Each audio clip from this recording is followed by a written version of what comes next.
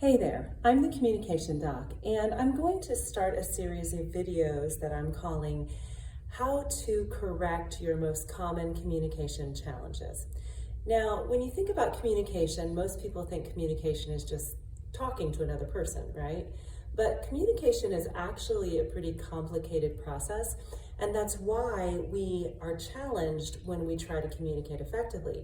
If it were easy, everybody would be able to do it and would do it well, but clearly that's not the case.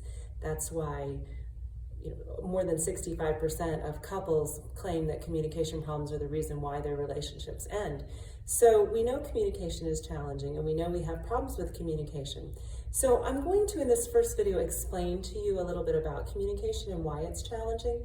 If you took a speech class in college, you will maybe remember some of this content. If you took it recently, it might be very fresh. If not, maybe it's been a while. So I'm going to review it, and for those of you who maybe have never really thought about or studied this, hopefully it will explain some background behind the challenges of communication.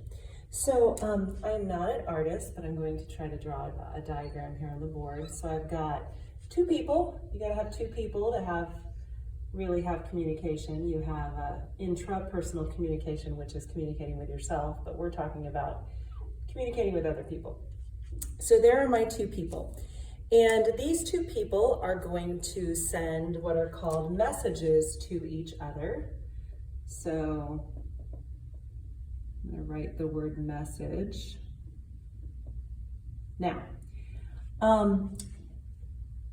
what happens when we want to communicate is we have ideas and thoughts that we have to then turn into signs and symbols to be able to send to another person.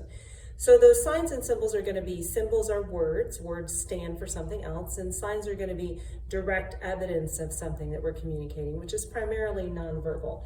And that process of taking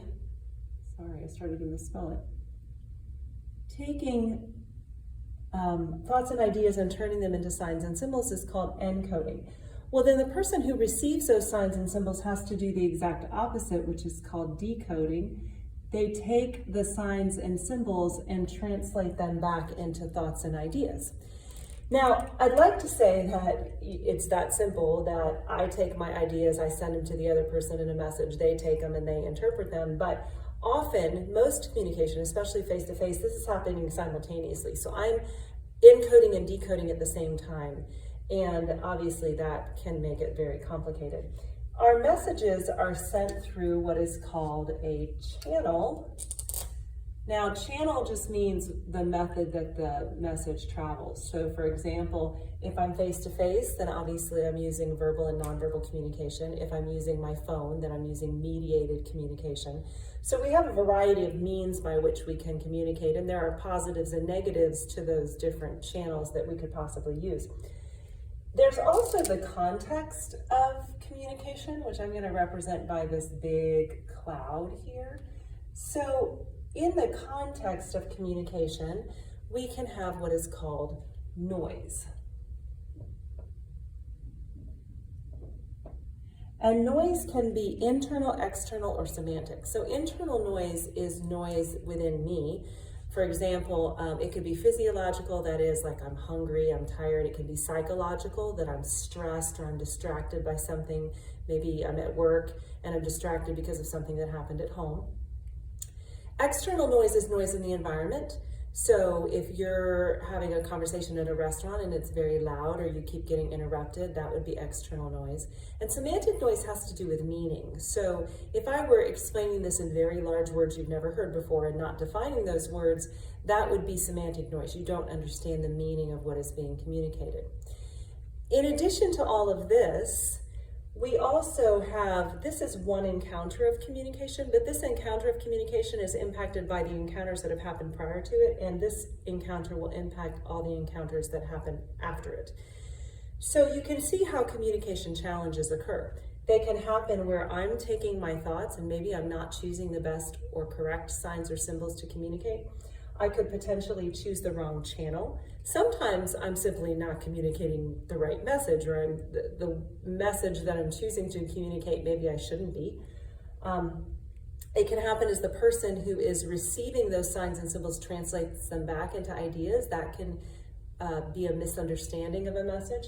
And then noise can create all kinds of problems with us getting the message accurately, even despite all these other things. Not to mention that if I've had a negative communication situation with somebody in the past, that's going to affect this particular communication situation and ones that follow, depending on how this one goes. So you can see that communication is actually a very complicated process, and that's why we struggle with communication. So based on research I've done on the internet and asking people, I've determined 3 major communication problems, and these are kind of broad categories that encompass some specific issues.